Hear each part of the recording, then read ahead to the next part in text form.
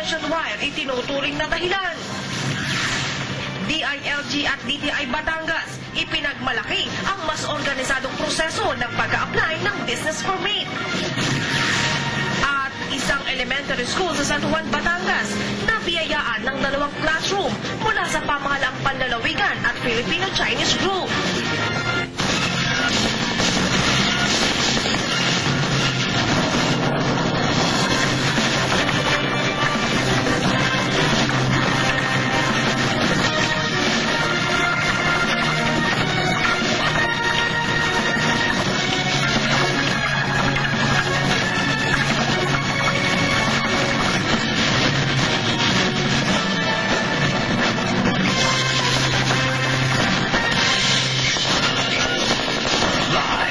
Mula sa ABS-CBN News Center, Batangas, ito ang TV Patrol, Southern Tagalog. Magandang hapon, Southern Tagalog. Kami ang mga patrol ng Pilipino. Nagbabalita at naglilingkod sa inyo sa Timog Katagalugan. Ng DTI at DILG Batangas ang mas epektibo at mas maayos na proseso ng pagkuha ng business permit para sa mga negosyante ng lalawigan. Nagpapatrol, Angeline Atienza. Higit 7 taon ng negosyong junk shop ni Christopher Capili ng Tanawan City at kada taon ay kinakailangan niyang kumuha ng business permit para sa kanilang negosyo. Masyadong madaming proseso dati, kung kaya mas konbinyente para sa kanya kung malamig at maayos ang lugar na kukuhanan ng permit.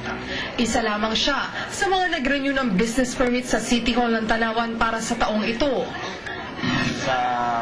Okay, napaka-accessible para sa mga businessman tsaka doon sa mga empleyado namin para mas madali yung processing ng business permit tsaka mayor's permit namin.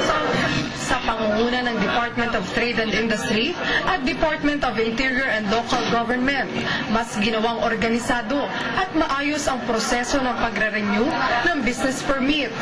Kung dati kasi ay umaabot sa halos 30 steps ang pag-a-apply para sa permit, meron na lamang 5 proseso sa ngayon. Mabilis at eficiente yung serbisyong pinoprovide ng ating local government units. Mayroon na rin kumakatawan sa bawat opisinang kinakailangan para sa pag-apply para makatipid sa oras. Nakalagay din ang numero na siyang susundin para sa mas maayos na pagpoproseso ng permit.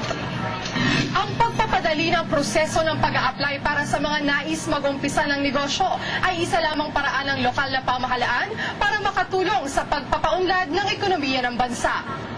Angelica Atienza, Patrol ng Pilipino. Siniguro naman ng lokal na pamahalaan na natutugunan nila ang pangangailangan ng mga mamumuhunan at ginagawa ang mga pagbabago para makahikayat pa ng mas maraming negosyante. Nagbabalik si Angelique Atienza.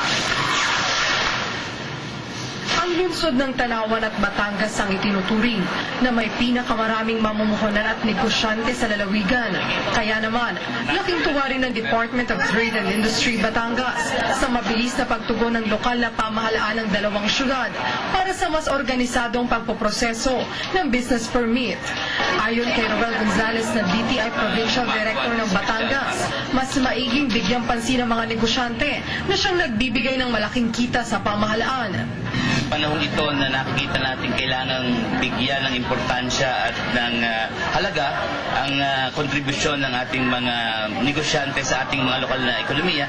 Siniguro naman ang lokal na pamahalaan ng Tanawan na natutugunan nila ang pangangailangan ng mga negosyante sa lugar.